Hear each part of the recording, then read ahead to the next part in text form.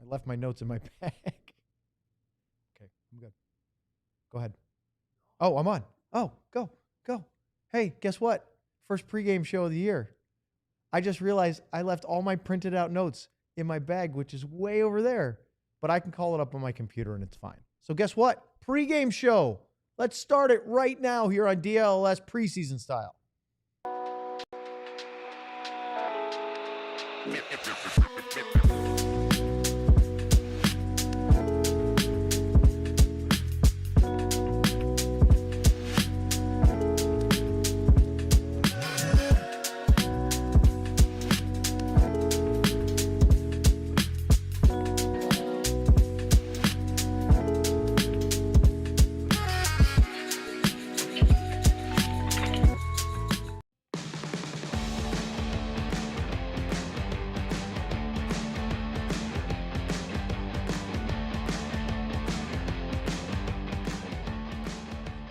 This is the DLLS Stars Pregame Show. I got my notes, don't worry.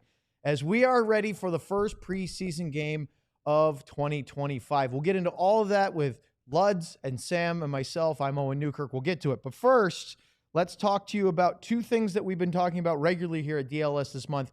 First is Big Brothers, Big Sisters. We are doing a big donation month here at ALLCITY. ALLCITY is, of course, combining of all 5 networks so far and maybe even expanding. Who knows? DLLS, then, of course, in Denver, Phoenix, Chicago, and Philadelphia. We are trying to raise money for our partnership with Big Brother, Big Sister. So in lieu of the usual super chats, we have a donation button on YouTube. You can see it right in the YouTube panel over on the right-hand side. Now, this is really important. Tonight, we're back to pregame or postgame shows. We'll do a super chat segment. But instead of super chats, there isn't a super chat button. It's a donation button for Big Brothers, Big Sisters. So if you're going to do a super chat, just hit it, make a donation for whatever denomination you were going to normally do a super chat for. When we see that you have donated, and it will tell us if you've done that, then write your question or comment of your normal super chat in the chat. Ryan will pull it up. We'll do the bing bong, and we'll read it. So we'll still have our super chat segment. It'll just mean that the proceeds will go to Big Brothers, Big Sisters. Why not? And ending tomorrow night, the warehouse sale for DLS ALLCITY merch. 20% off almost everything there. Some stuff up to as much as 85% off. Great shirts, sweatshirts, some hats. I believe there's a couple of mugs in there, a flag or two. So check it out. A lot of great Dallas Stars themed DLLS shirts, which we keep saying DLS Stars beat #1 in DLS in terms of merchandise sold for our specific sport. You guys are great. I saw a lot of them up at training camp in Frisco the last couple of days. So let's keep it going. All right, let's welcome in Craig Ludwig. He's not usually he's here, but he's there because he's still in Pittsburgh. He'll be back Monday for our Monday show in Dallas, unless he decides not to, but that's a different story. Luds, how's Pittsburgh treating you? It's pretty, I just stay in a hotel room and I stay in here basically the whole time that we're not at the rink, and I make up videos for these little clowns and hopefully they get better. Well, we'll get to all of our talking points. Do we have a Sam? We do not have a Sam. Then we're going to get to him right now. So we have a lot to get to tonight, Luds, in our 30-minute pregame show. And to me, I went through the lineup, and my first reaction was, as many will say, this is a pretty young lineup. You have to have at least 8 veterans. And I'm going to play you some clips from Glenn Gulliston where he talks about that and how he does his lineups in a little bit. But there are still some interesting pieces in tonight's group. And to me, let's start with the obvious. Nils Lundqvist hasn't played a hockey game for the Dallas Stars since January 21st against the Carolina Hurricanes. I'm pretty interested. I know he won fitness testing and everything, but I'm pretty interested to see just where Nils is after such a long layoff. Yeah, you know what? I think but it's a good time for him to play, right? Because, he's not playing against 20 NHLers or 18 NHLers on the other side. So I would think he'll look pretty good tonight. I think, just like a rookie would come in again after everything he's been through from, not playing in the playoffs and then getting injured and not playing for a season or whatever it was. I think he has to kind of ease into it, so to speak. I don't think he's got to go out and try to do everything in the first few shifts. And I think the most important thing for Nils in particular is that he plays well in his own end. I think the offense for him is a lot easier to come by. And I think what Gully will be looking for, and the rest of the coaches, Elaine and everybody, well, just what he does, and if he plays effectively and efficiently in his own zone. So actually, you know what? Let's pop up the lines, go right to it, because I want to go through some things, and we might as well show everybody who we think is going to play for the Stars tonight, and we'll talk about it. So Luds, Stars forward lines tonight. Obviously, Nathan Bastian playing his first game in Victory Green. It's not the first official NHL game. It's a preseason game. But still, Fox back, Bastian new.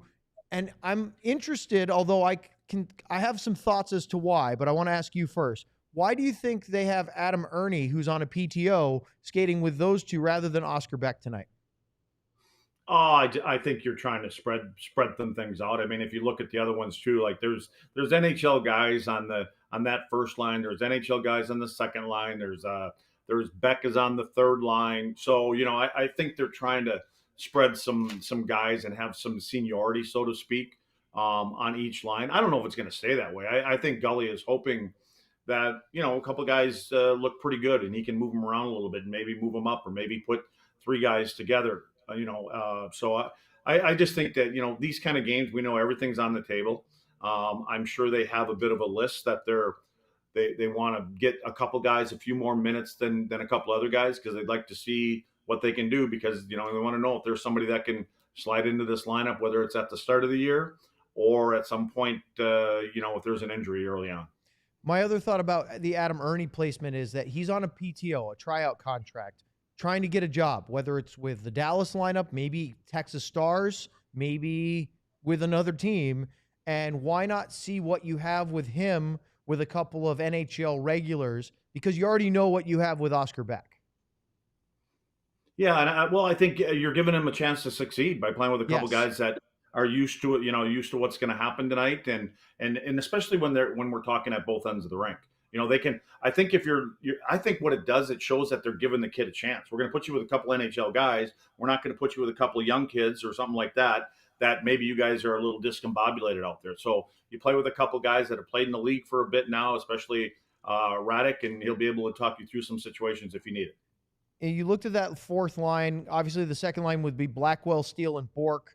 Those three guys played together as part of the Stars' fourth line a couple of times during the year last year. So that's not surprising at all. Cole Lind is a great AHL guy, a lot of depth for the Texas Stars lineup. Justin Ritzkovian, we think, could be one of the guys who might be the first call-up if they need a guy from the AHL.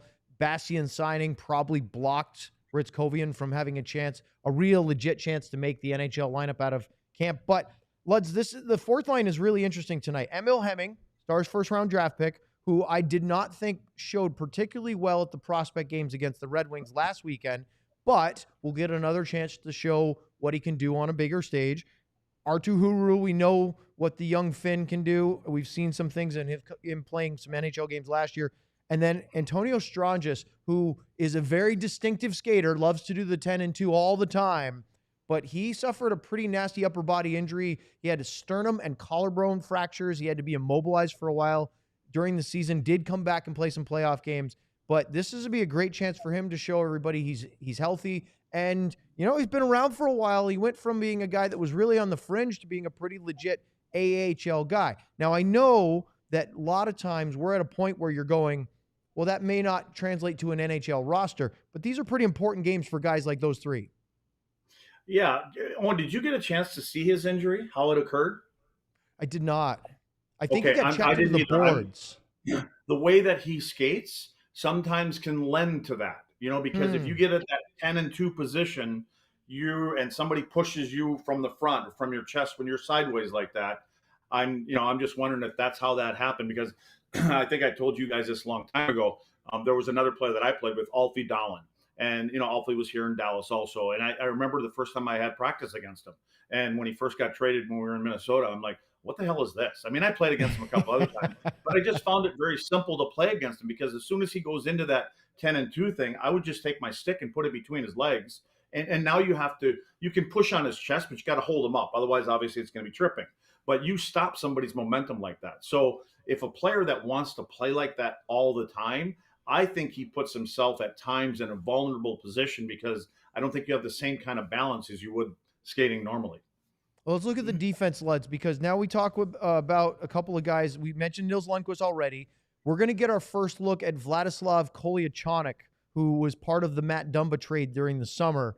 And, of course, I've been high so far on Trey Taylor, going back to coming out of college last year, playing well for the Texas Stars in their long playoff run. And then I saw him play at the prospect games in Frisco last weekend. He gets to play with Alex Petrovic, who we know very well, and then Capobianco, a very experienced veteran guy with Gavin White. What are your initial impressions about as you look at these six and what you're looking for tonight? Well, obviously, you mentioned Kolyachonok. I want to see him too. I do want to see Taylor, but I got to say, I have the soft spot for the old guy. I've got to be honest with you. I really do. I mean, I just like the way Petro played a couple times up here in the playoffs, and being in his 30s, I hope he gets a good look because I like the way he plays the game. I mean, to me, he's that perfect number 6, 7, or whatever. Maybe he can work himself into that. So.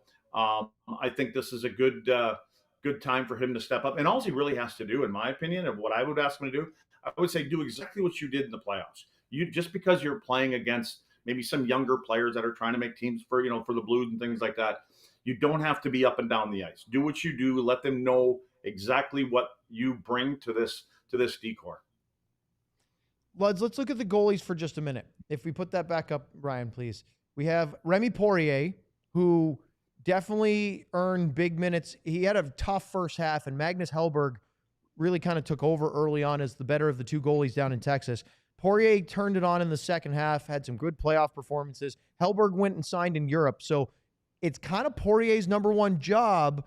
And although Neil Graham, who was on the podium this morning because Glenn Gullitson elected to go to Frisco or stay in Frisco and coach the non-game groups this morning, obviously he'll be on the bench tonight.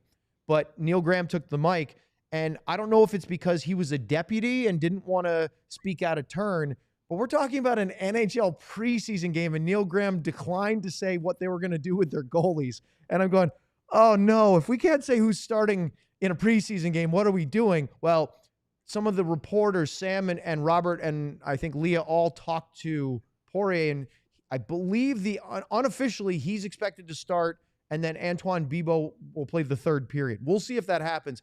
But I just wanted to bring up the absurdity of hiding goalie starts in preseason game number 1. Like, what are we doing here? KJB right off of game 1 in preseason. But this is interesting because, look, goalie depth for the Stars is not really a doubt. Otter 1, DeSmith 2. End of story. But is Poirier number 3? Antoine Bibeau's on a PTO. Could he earn a job maybe as the, tandem with Poirier? And then because he's 31, he's been around a bit. Maybe if he plays well, could be your number 3. If, you don't want anything to happen with Jake or Casey, but that's something that we're looking at here in training camp. Yeah, and I feel for the goaltenders again. Like I talk about the lineup. Poirier wants to come in, make a good showing, and you've got guys playing all over the place. You got young players playing all over the place. What's it going to be like in front of him? So, and you know what, Owen, you never know. Poirier gets off, and he does shine early on. And again, they're still looking for, we think a top 6 forward down the line. I'm just saying, Casey DeSmith, the way that he's played since he's been here, he's valuable. You never know. Mm-hmm. I mean, I don't see that happening, but I mean, he's on a good deal. And if he ends up playing well again early on, and if Dallas thinks they're in a position where they could, move something like that, which I don't even know if that's the right thing, but it would all obviously depend on somebody like Poirier showing that he could back up to Otter. Again, that's a long way off. That's an interesting idea. I would say, Luds, that because Casey's on a $1 million AAV, which is a very, very good deal for the Stars for this year and next year, right? This is year 2 of a 3-year deal. A team would have to come in and blow Jim Nill away with an offer because you're not. I mean, you're not going to get much better than that for a backup, right? Yeah, no, 100%. I'm just saying that I think again, it depends on how upstairs feels. Are we still as close as we were last year to winning this? And you can see how hard it is to get that championship. Sometimes But whatever it takes to get a specific kind of player you're looking for. I don't see that happening, but because I don't know anything about Poirier, but who knows?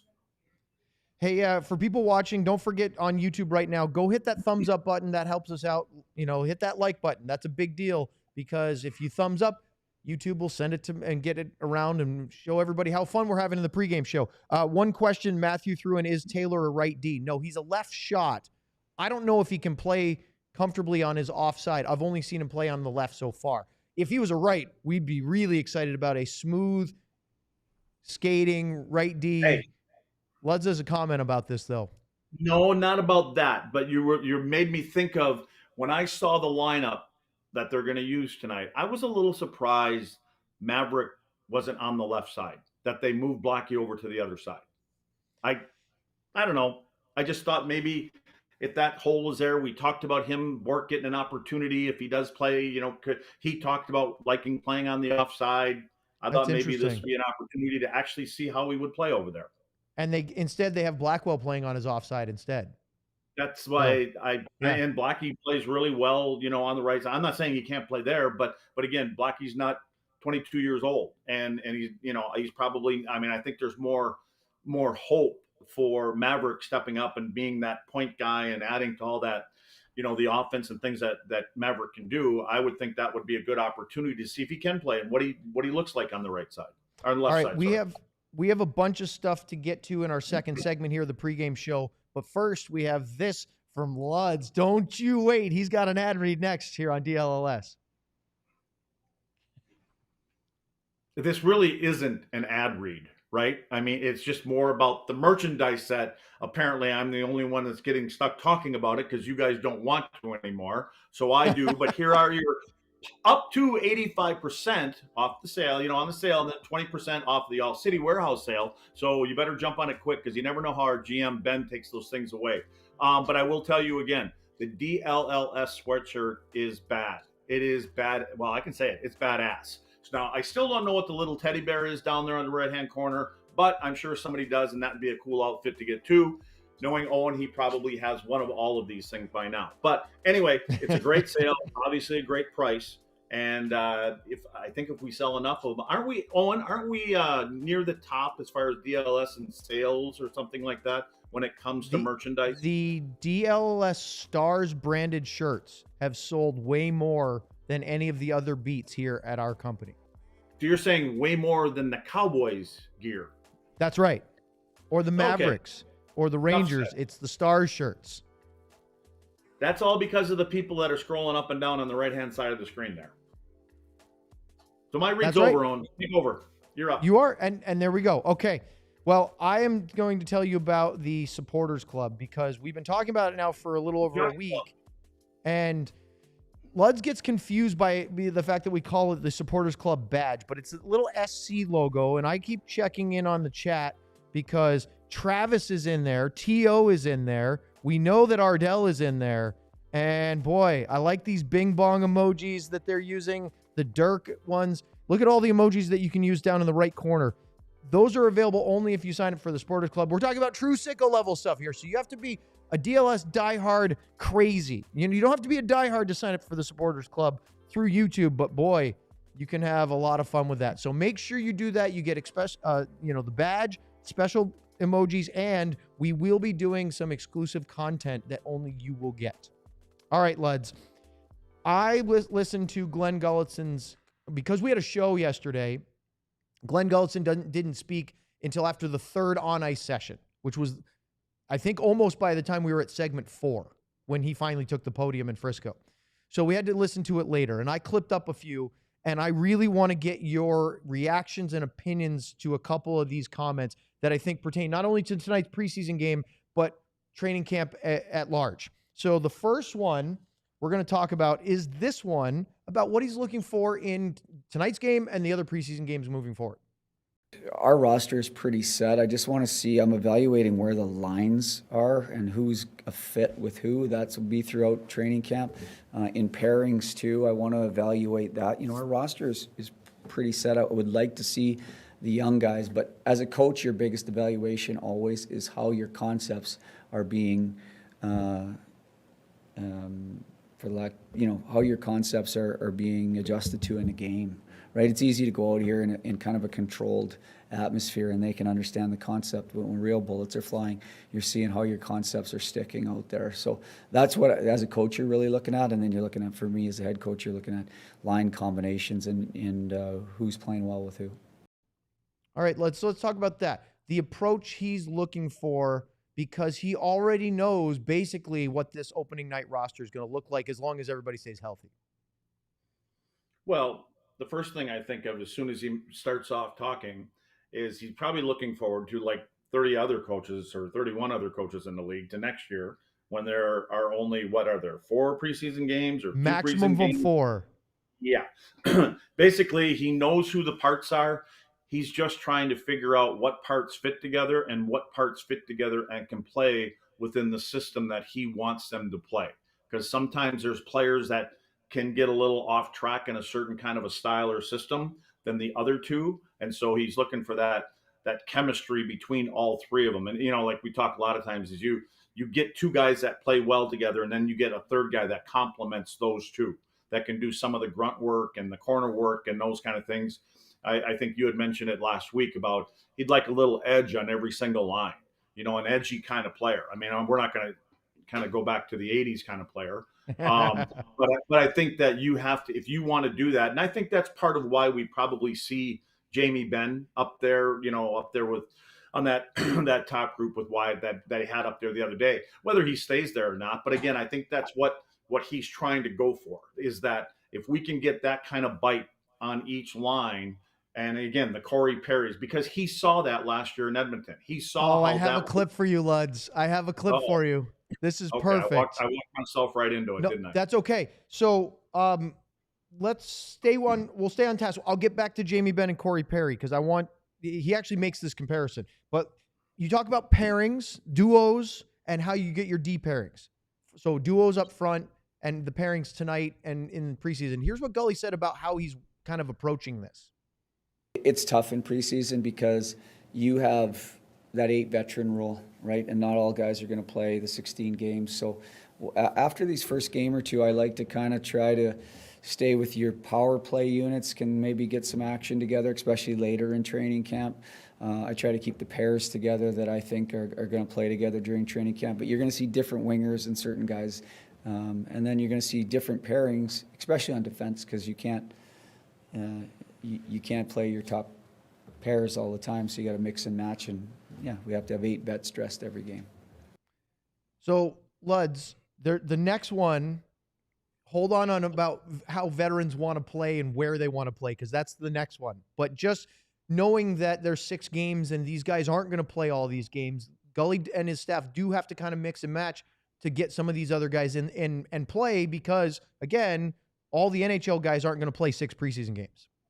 Well, and he makes the point about the special teams, about the power play and the penalty kill. And those are the things that, again, most games are won and lost because special teams, your power play, your penalty kill, and goaltending. And so he would like to see what clicks or as early as he possibly can, because, again, you're not going to put yourself in the playoffs in the first 20 games of the season. But if those things aren't working, you can sure put yourself behind the 8 ball. So I think he'd like to see what combos work well on the power. I think he probably has a pretty good idea. You've seen the group of guys play together, so I'm sure he's got some kind of an idea. But he's got to figure out. There's a couple pieces there, like is it, like you talked the other day. Is it going to be Miro? Maybe, I don't know if it was Sean or Sam. And I agree with both you guys. I mean, is it going to be Miro leading off on the top one, or is it going to be Thomas Harvey? Right. What does the second unit look like? Where's Matt Duchene going to play?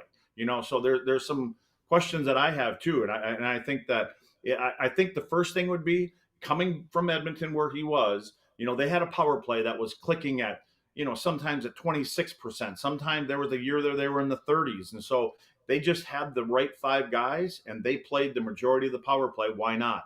I think that Gully would try to get to, if he can find the right 5 guys that can kind of get close to that number right off the bat. He'd love to see that happen. Okay. One of the problems though is veteran guys don't want to play 6.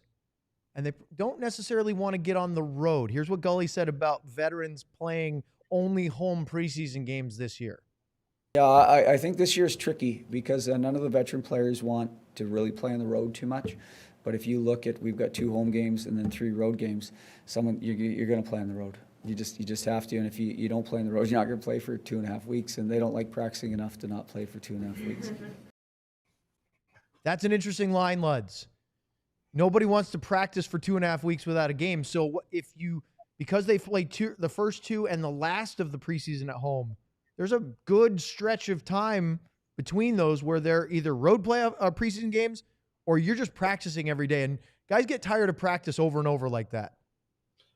There's not a lot of practices during the course of the year anyways. You don't have to worry about the practice. So I would say, you know what, if you have a group that has been as close as they have been the last couple of years at getting to where they want to go, but not getting there, you do what you have to do and you play the games that you're going to play, because if you want us to play in 4 of those games and you want us to play in the road for a couple of them, because we're committed to do what we have to do to get off to the best start we possibly can.